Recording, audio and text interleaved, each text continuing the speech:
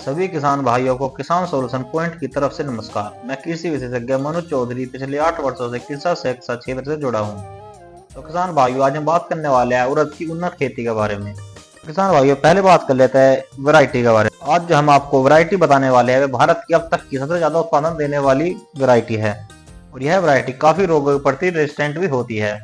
इसमें Mosaic virus का प्रकोप काफी कम देखा गया है। अगर हम इन वैरायटी का कंपेयर किसी दूसरी वैरायटी से करते हैं तो उनके आगे इनमें मोजाइक वायरस का प्रकोप बहुत ही कम होता है।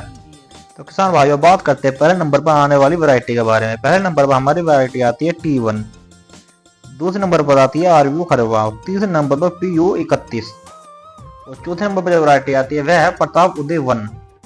इसके बाद UG 218 और साथ ही आप जो है उदय 2 को भी लगा सकते हैं। यदि किसान भाइयों आप हमारे द्वारा बताए जाने वाले खास शेड्यूल को अपनाते हैं तो आप 10 से 15 कुंटल तक उत्पादन ले सकेंगे। तो किसान भाइयों, वीडियो के अंत में हम आपको बताएंगे कि आप अपनी फसल को मोजाइक वायरस से कैसे बचा सकेंगे। मोजाइक वायरस दालों का सबसे बड़ा दुश्मन भी कहा जा सकता है। यदि हमारे खेत में इसका पूरा प्रकोप हो जाता है तो दुनिया की कोई भी ताकत इस वायरस को नहीं मार सकती है और हमें अपनी फसल में भारी नुकसान देखने को मिलता है। तो लास्ट में विस्तार से बात करेंगे मोजाइक वायरस की रोकथाम के बारे में। तो किसान भाइयों, बात कर लेते हैं हम अपनी फसल की मिट्टी की तैयारी कैसे कर सकते हैं। तो किसान भाइयों, में हमें जुताई करते समय अपनी मिट्टी को अच्छी भुरभुरी बना लेनी चाहिए। इससे यह फायदा होगा कि जो पौधे की जड़ें हमारे मिट्टी में पहुंचती है तो वे अच्छे से अपना फैलाव करेगी। पौधा मिट्टी में उपस्थित सभी पोषक तत्वों को अपनी जड़ों से ऊपर तक पहुंचाता है, जिससे पोषक तत्व हमारी फलियों तक आसानी से पहुंच सकेंगे। तो किसान भाइयों, अब बात करते हैं लाइन से लाइन और पौधे से पौधे की दूरी हमें अच्छी पैदावार लेने के लिए कितनी रखनी चाहिए। तो किसान भाइयों, हमें लाइन से लाइन की दूरी 25 सेंटीमीटर और पौधे से पौधे की दूरी 4 सेंटीमीटर होनी चाहिए। तो किसान भाइयों, अब बात कर लेते हैं हमें 1 एकड़ फसल के लिए कितने बीज की आवश्यकता होती है। तो किसान भाइयों, 7 से 8 किलो बीज प्रति एकड़ के लिए इनफ होता है।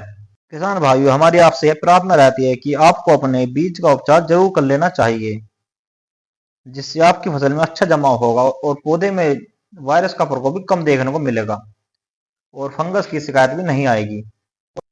और हमारी दालों की गांठों में जो राइजोबियम की गांठें पाई जाती है वह हमारी फसल को नाइट्रोजन देने का कार्य करती है। यदि आप अच्छे से बीज का उपचार कर लेते हैं तो ये गांठें अपना कार्य अच्छा करेगी और हमारी फसल को अच्छी तरह से नाइट्रोजन प्राप्त होती रहेगी, जिसकी वजह से हमें अपने खास शेड्यूल में फायदा देखने को मिलेगा और हमें कम यूरिया की आवश्यकता होगी।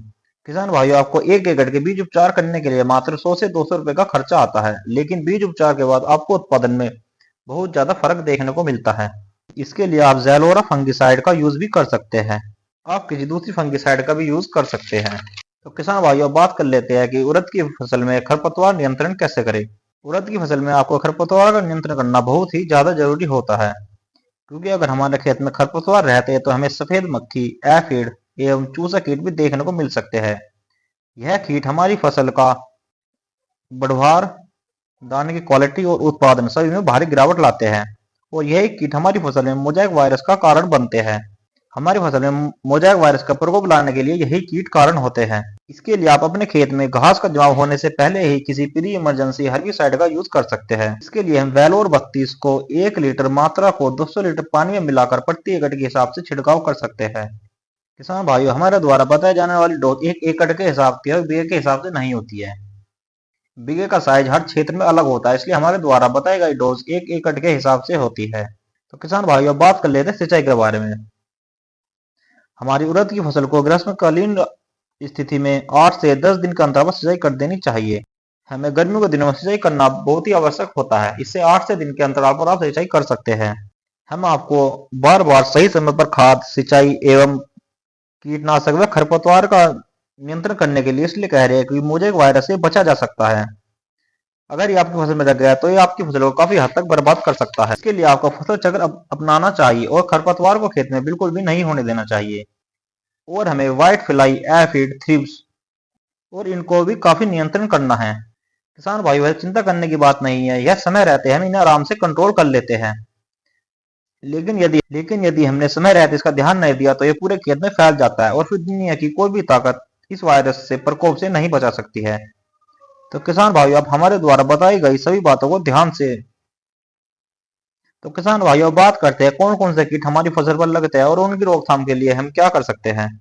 वैसे ज्यादातर हमें अपनी फसल पर white fly, aphids, jassid, leaf borer, powder mildew, downy mildew और जो भी रोग आप स्क्रीन पर देख रहे हैं वह सभी अपनी फसल पर देखने को मिल सकते हैं। इनकी रोकथाम के लिए हमें अपनी फसल पर 3 बार छिड़काव करने की आवश्यकता होती है और आप अपनी स्थिति के अनुसार 1 या 2 स्प्रे को ऊपर नीचे कर सकते हैं, यानी घटा या बढ़ा सकते हैं। पहली स्प्रे आपको जब आपकी फसल 15 से 18 दिन की हो जाए तब करनी चाहिए। इसके लिए आपको 15 लीटर पानी में बायर कंपनी की एंथ्राकोल 40 ग्राम, यूपीआर कंपनी की लैंसर गोल्ड 40 ग्राम, इन दोनों को 15 लीटर पानी में घोलकर स्प्रे करना चाहिए। तो किसान भाइयों अब बात कर लेते हैं उड़द की फसल में लगने वाली दूसरे स्प्रे की। और सेकंड स्प्रे आपको 25 से 30 दिन की अवस्था पर करनी चाहिए। इसके लिए हमें कीटनाशक एमैक्टिन बेंजोएट 10 ग्राम और अडामा कंपनी की फ्लेमरेज 20 ml और रोगो फंगिसाइड 40 ग्राम इन्हें 15 लीटर पानी में मिलाकर घोलकर स्प्रे कर सकते हैं।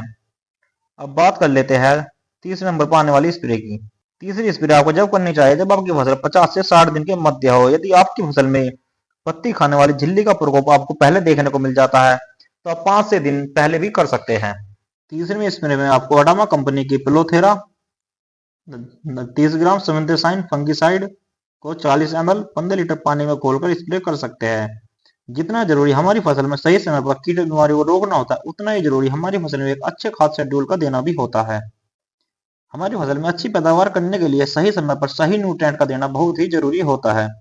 तो किसान भाइयों बुआई के समय हमें खाद डालना जरूरी होता है। इसके लिए हम 20 किलो डीएपी, एसएसपी यानी सिंगल सुपर फास्फेट 50 किलो और इसके साथ ही हम 3 किलोग्राम माइक्रो न्यूट्रिएंट को मिक्स कर सकते हैं और हमें एक एकड़ में प्रयोग कर लेना चाहिए। जब हमारी फसल 20 से 25 दिन की हो जाए तब हमें इसके लिए हम यूरिया खाद 25 किलो, सहकारी का दानेदार वाला 10 किलो और जिंक सल्फेट 4 किलो इन तीनों को अच्छी तरह से मिक्स करने के बाद हमें अपने पौधे की जड़ों के आसपास मिला देना चाहिए और उसके बाद सिंचाई कर देनी चाहिए। इतना उर्वरक हमारी उड़द की फसल को काफी रहता है। यदि आपको अपनी फसल में पीलापन या खाद की आवश्यकता लगती है तो आप 10 किलो यूरिया को 1 या 2 किलो ह्यूमिक एसिड के साथ डाल सकते हैं। इन उर्वरक से आपकी फसल को हरी भरी फल फूल अच्छे से आते हैं। जो आपकी फसल में दाना चमकदार होता है और दाने की क्वालिटी बहुत ही अच्छी आती है और आपको एक अच्छा उत्पादन देखने को मिलता है। किसान भाइयों बात कर लेते हैं उड़द की फसल की कितनी अवधि होती है। यह फसल 2 से 2.5 महीने की होती है। तो किसान भाइयों अब खरपतवार की बात हो गई है, कीट की रोकथाम, बीमारी, ये बात मतलब कह सकते हैं कि हमारी जो जो बेसिक इंफॉर्मेशन होती है उड़द की उन्नत खेती के लिए वह पूरी हो गई है। तो अब बात कर लेते हैं मुनाफा, लागत और उत्पादन के बारे में। तो हमें इसकी खेती के लिए लगभग 15 से 20 हजार रुपए तक की लागत लग जाती है। तो बात कर लेते हैं उत्पादन के बारे में। हमें 1 एकड़ से अगर हमारे द्वारा बताए हुए ढंग से आप करते हैं तो हमें 10 से 12 कुंटल तक उत्पादन प्राप्त हो सकता है। किसान भाइयों बात कर लेते हैं उड़द के बाजार भाव की। तो हमें इसका बाजार का भाव 5 से 7 हजार प्रति कुंटल देखने को मिलता है। यह बाजार का भाव क्षेत्र के हिसाब से अलग हो सकता है, लेकिन जब आप उड़द की बिक्री जब ही करें जब मार्केट में अच्छा रेट मिल रहे हो, इसलिए आप उड़द को स्टोरेज कर सकते हैं। यदि आपके मन में उड़द से संबंधित या कृषि से संबंधित कोई भी फसल का सवाल हो तो आप नीचे कमेंट में लिख सकते हैं। यदि हमारे द्वारा दी गई जानकारी आपको अच्छी लगती है तो हमारी वीडियो को लाइक और चैनल को सब्सक्राइब अवश्य करें। सभी किसान भाइयों का हमसे जुड़ने के लिए धन्यवाद।